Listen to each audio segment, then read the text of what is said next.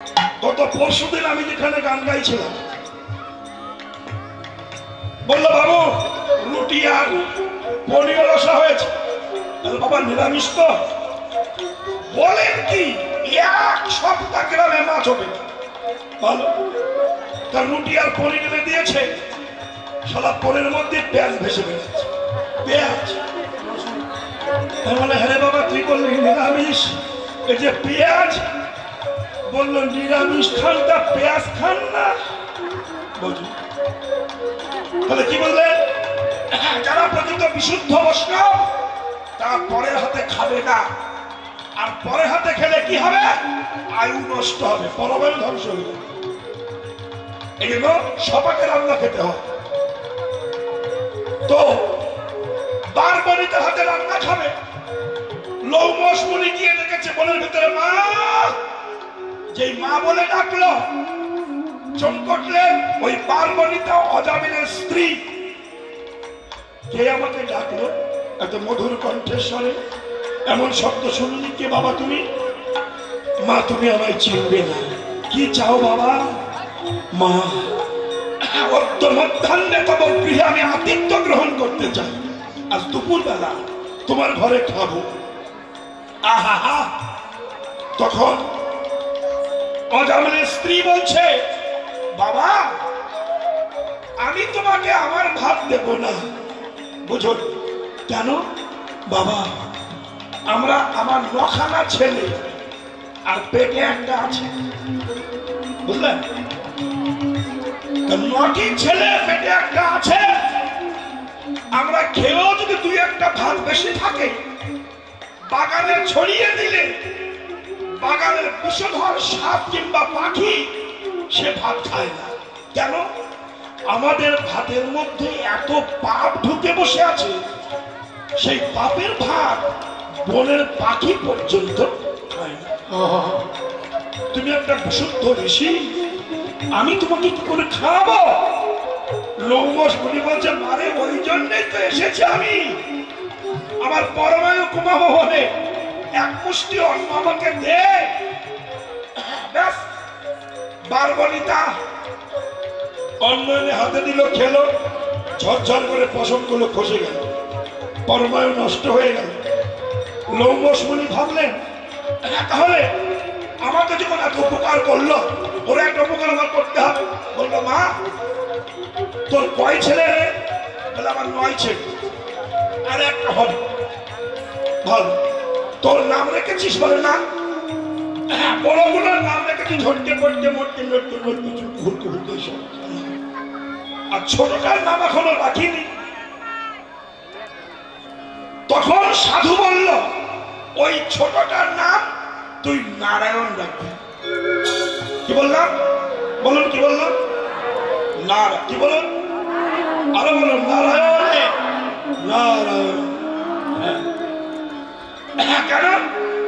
লৌমস মুনি জানে ছোট ছেলের উপর একটু মায়া বাবা মায়ের বেশি হয়। তো এত পাপ করেছে আমি, একে রক্ষা করতে গেলে মুখে শুধু রাম নাম করতে হবে, নারায়ণ বলাতে হবে। কি করে বলবেন? ছোট ছেলের নাম যদি নারায়ণ থাকে তো বাবা বারবার ডাকবে নারায়ণ আয়, নারায়ণ ঘুমা, নারায়ণ খা, নারায়ণ কোথায় গেলি, এই নারায়ণ নারায়ণ নারায়ণ বলতে বলতে ওর বদ রক্ত ফিল্টার হয়ে যাবে। কি সুন্দর পন্থা। এইবার চলে গেল, অজামিল ফিরে এলো, কাহিনী সব বললো, বাচ্চা হলো, তার নাম নারায়ণ রাখা হলো। এত কুকীর্তি করেছে যা বর্ণনাও কি তো। এইবার অজামিল মরবে, মরার দিন এসে গেছে।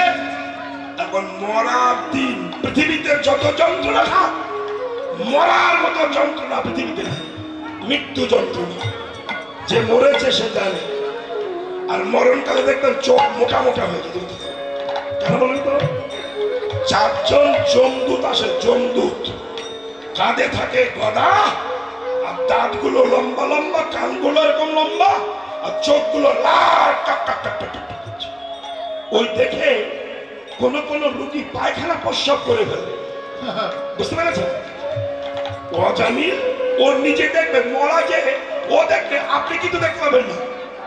ও দেখে ওরে বাবা কে, তখন ছোট ছেলে ডেকেছে নারায়ণ নারায়ণ নারায়ণ নারায়ণ নিবেদন লেগেছে। যেই বললো নারায়ণ আর চারজন বিষ্ণুদূত এসে গেছে, শঙ্খ চক্র গাদা পদ্মধর। এদিকে জমের দুধ চারজন আর বিষ্ণুদূত চারজন।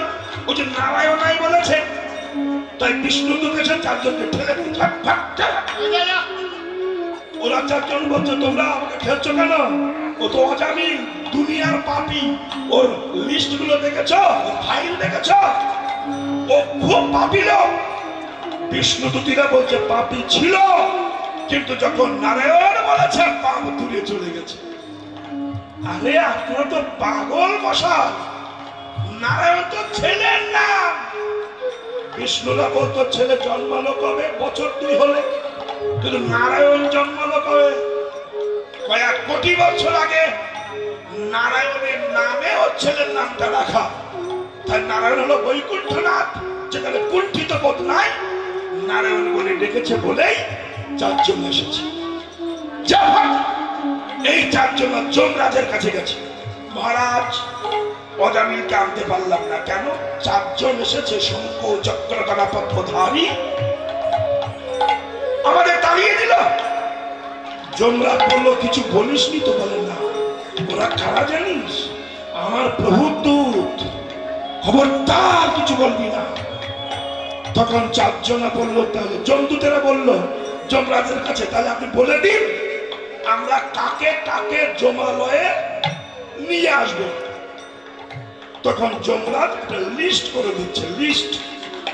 লিস্টটা পড়বেন।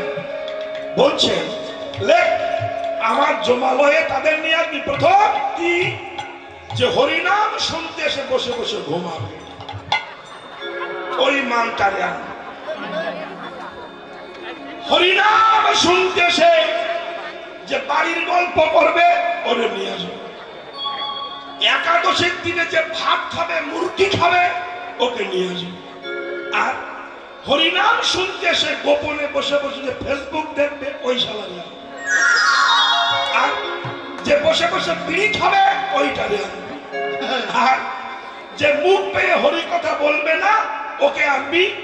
আর যে হাত পেয়ে বৈষ্ণবের ধুলি নেবে না, তাকে আনবি। আর যে পা পেয়ে গোবিন্দ ধামে যাবে না, তাকে আনবি। যে একাদশী করবে না, তাকে আনবি। আর ঘরে স্বামী থাকতেও যারা অন্যের সঙ্গে কুলুকুলু করবে, ওই শালাদের নিয়ে আসবে।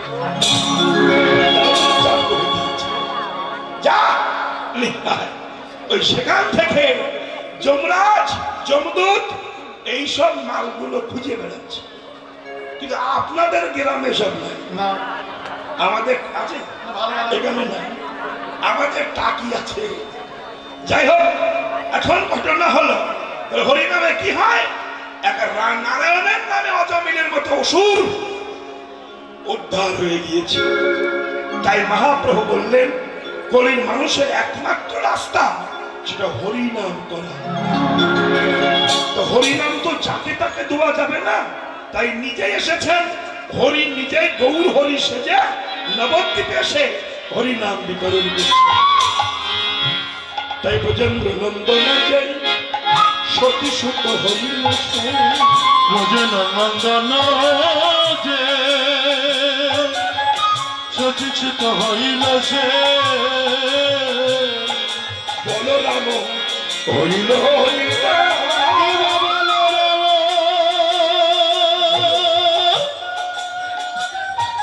হইল হইল নিত অগতিহীন যত ছিল